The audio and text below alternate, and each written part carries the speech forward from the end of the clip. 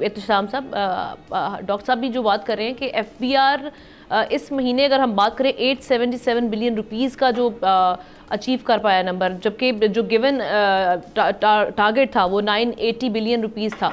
अब ये जो 103 बिलियन रुपीस का हम शॉर्टफॉल देख रहे हैं, एक तो हमने यहाँ पर भी आईएमएफ को कहीं ना कहीं अनसेटिस्फाई किया या उनको मायूस कर दिया, एक तो ये वाला मामला भी है, और दूसरा यही वाली इशू के ये जो अगर मिनी बजट आ जाता है तो ये किस हद तक हम हमारे लिए तो फिर आगे महंगाई है, हम किस तरह से राइट डायरेक्शन में हैं, हम तो अचीव भी नहीं कर पा रहे गिवन टारगेट्स। और वज़ीर ख़जाना साहब जो मौजूद हैं वो कह रहे हैं कि हम बिल्कुल राइट डायरेक्शन में।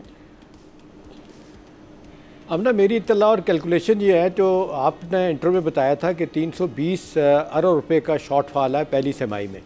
अगर डॉक्टर पाशा साहब जो हमारे उस्ताद हैं उनकी बात ले ली जाए कि 200 अरब का शॉर्टफॉल है, तो इसमें 280 अरब रुपया और शामिल करें कि जो एक्सपोर्टर का रिफंड हुकूमत ने रोका हुआ है, इस लिहाज से तो ये 480 अरब रुपया बन जाता है। जो मैंने आपको सिर्फ अक्टूबर के ये जो भी नंबर्स दिए। जी देखें अब सूरत हाल क्या है। मैं जो अब आपको बात बताऊंगा तो मेरा ख्याल है आपको शायद शदीद गुस्सा आएगा और हमारे बाकी पैनलिस्ट को भी आएगा। आपको याद है कि जब बजट पेश किया गया था तो उसके बाद इन्होंने आप पे और मुझ पे तनख्वाहदार तबके को हिट किया था, और फिर उसके बाद इनको प्रेस कॉन्फ्रेंस में जिस तरह लोगों ने पूछा था, बड़ी माजत खान लहजा था, उन्होंने कहा था हम कोशिश करेंगे कि ये तनख्वाहदार तबके पे बोझ कम करें। अब ना जो गुस्सा दिलाने वाली बात है, आज उनका स्टेटमेंट पढ़ें, वो क्या कहते हैं कि अगर बजट के और बाकी दूसरे अहदाफ पूरे नहीं होते तो एक मरतबा फिर तनख्वाहदार तबके पे और इंडस्ट्री पे बोझ डालना पड़ेगा। अब ना दिस इज़ समथिंग इनह्यूमन, मैं तो ये कहूँगा। ये इतनी ग्रॉस किस्म की ये जिसको कहते हैं मिस कैलकुलेशन हुई है कि इनको समझ नहीं आ रही, कोई इनकी पॉलिसी नहीं है, कोई फ्रेमवर्क नहीं है, डंग टपाऊ तरीके से एडॉकिज्म पे ये मुल्क को आप चलाने की कोशिश कर रहे हैं। भाई आपने क्यों 9 ट्रिलियन रुपये से ज़्यादा का अपना रेवेन्यू का अहदाफ रखा था, और माजत के साथ तो डॉक्टर साहब कह रहे हैं कि इंडायरेक्ट टैक्सेस लगाने पड़ेंगे। हम ना 18% तो GST इस वक्त है, आप में हर बंदा दे रहा है, अब 18 से आप 20% ले जाएंगे, वो उसमें हम तनख्वाह में नहीं कटेगा, तो अब इस तरह आप दूध लेने जाएंगी, चीनी लेने जाएंगी, घी लेने जाएंगी, वहाँ पे वो टैक्स आपको देना पड़ेगा।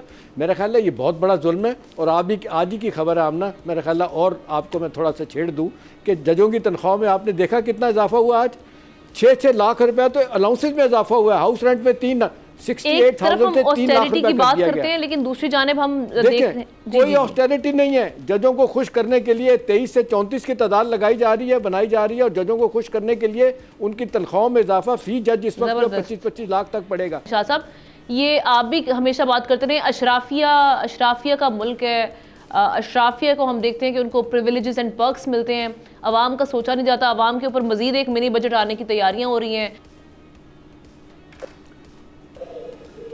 हम बिल्कुल मेरे ख्याल में बहुत ज़्यादा राइट डायरेक्शन में, वो राइट डायरेक्शन तो उनके अपने लिए ना। देखें कि जो इस वक्त आपके मुल्क के अंदर हुक्मरान है उनकी मामला ठीक है, बाकी 24 करोड़ आवाम के साथ उनका कोई काम नहीं। और मैं तो एहतशाम साहब का गुस्सा देख के बहुत ज़्यादा मुतमईन भी हूँ कि चले वो भी हमारे साथ एक पेज पे आ गए, क्योंकि वो यही कहते रहे कि जज ज़्यादा आपके साथ ही पेज पे हूँ। और आज देखें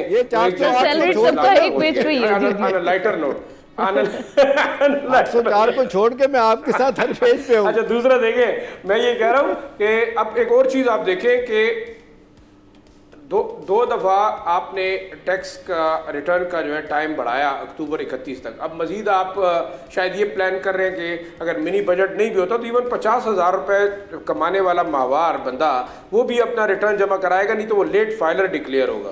अब कमाल की बात ये कि आप उसी बंदे को पकड़ लें कि जो कि टैक्स दे रहा है, जो नॉन फाइलर होगा। अब तकरीबन 2.5 बिलियन ये कह रहे हैं कि जनाब वो लोग हैं जिन्होंने 0 रिटर्न जमा कराया है। तब आपके पास मैयर्स क्या है, अगर एफबीआर का मामला फ्लॉड है, उसके अंदर सिस्टम फ्लॉड है, वो टैक्स कलेक्शन टारगेट को अचीव नहीं कर सके। रीजन क्या है कि वो वहां जा ही नहीं रहे जहां से टैक्स रिकवरी होनी चाहिए थी। वो उन्हीं लोगों के इर्द गिर्द घूम रहे हैं जो कि ऑलरेडी बेचारे रजिस्टर्ड हैं, जो इनके पास इनके एनटीएन नंबर हैं। बाकी नए लोगों को लाने के लिए मेरे ख्याल में बड़ा मुश्किल, उनके जो मैयर्स हैं वो कभी अट्रैक्ट नहीं कर सके। इसी तरह देखिए 5.01 बिलियन जो है इस दफा नए फाइलर्स आपके पहुंच गए, जिसमें तकरीबन आधे से ज्यादा वो आपके वो फाइलर थे जो कि 0 रिटर्न जमा करा रहे हैं। अब आप करेंगे क्या? अब आगे ये करना चाह रहे हैं कि जो नॉन फाइलर हो गए उस पर आप एक्स्ट्रा टैक्सेस लगाएंगे, उनके सिमें बंद करेंगे, उनके जो है आप बाइक के टिकट बंद करेंगे, तो क्या पैनिक नहीं क्रिएट होगा? फिर आप कहते हैं जनाब एक और इन्होंने कैटेगरी पैदा करनी है जो कि लेट फाइलर तस्वर किए जाएंगे, जिन्होंने इन टाइम जमा नहीं कराए। तो लेट फाइलर्स को आप अलग तरीके से तंग करें। तो मैं ये समझता हूँ देखें कोई राइट डायरेक्शन में नहीं है। आपने कॉस्मेटिक मेजर्स किए थे। जो असल टेस्ट है ना, ये जनवरी में इन्होंने IMF के साथ कमिट किया है कि ये सूबों में इनका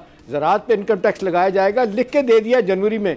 और पीपल्स पार्टी और PMLN सलीमुल्लाह कलीमुल्लाह खेल रहे हैं। पीपल्स पार्टी कहती है जी देख बताएं कैसे हम आपको लगाने देंगे ज़राअत पे इनकम टैक्स। उधर से वो नून वाले कहते हैं जी इंडस्ट्री में से टैक्स उठा के आप इनकम टैक्स अपना ज़राअत पे लगाएं। अब्दुल्ला साहब तो मजे कर रहे हैं, फंसा रहे हैं आपको। मुझे अब्दुल्ला साहब दिवालिया होने से बचा लिया, रियासत के लिए सियासत अपनी खत्म कर दी, उन्होंने दिन रात एक कर लिया, इकोनॉमी राइट डायरेक्शन में आ गई। और लेकिन हम अवाम अभी भी दुहाइयां दे रहे हैं कि भाई महंगाई तो हमें कम होती हुई दिखाई नहीं दे रही।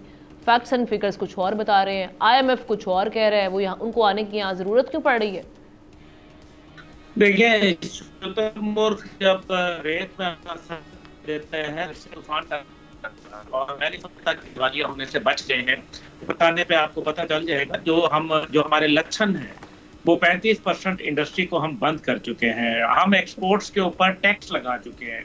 जब इंडस्ट्री बंद होगी, बिजली नहीं होगी, गैस नहीं होगी, और अगले साल के लिए आपकी इतला के लिए according to the figure National Disaster Management Authority 30% आपका पानी का कमी आ जाएगी, यानी कि 30% स्ट्रेट अवे बिजली के अंदर आपकी कमी आ जाएगी।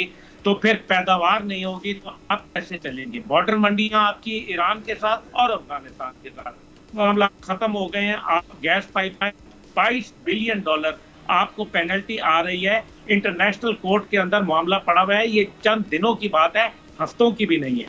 तीसरी तरफ जो है वो मैं अभी क्योंकि फॉरेन मिनिस्टर ईरान के आए थे 2 दिन पहले, मैं उनके साथ खाने के ऊपर था। उन्होंने मुझे सारी बात, उन्होंने कहा पाकिस्तान अपना जो है वो सही रखेगा और पाकिस्तान अपना मुआहदा पूरा करेगा तो हम नहीं करेंगे, पेनल्टी लेंगे। लेकिन अगर पाकिस्तान जो है वो अपना मुआहदा ही नहीं पूरा करता गैस पाइपलाइन का तो फिर कैसे होगा? दूसरी बात यह है कि जो इंटरनेशनल सिनेरियो बन रहे हैं, किसी आज तक मुझे ये बताएं, अभी डॉक्टर हफीज साहब भी बैठे हैं, बहुत मोहतरम है, हमारे बड़े ब्राइट स्टार हैं, लेकिन कभी किसी ने कहा है कि मईशत जो है वो खराब हो रही है और मुल्क जो है वो अच्छाई की तरफ नहीं जा रहा।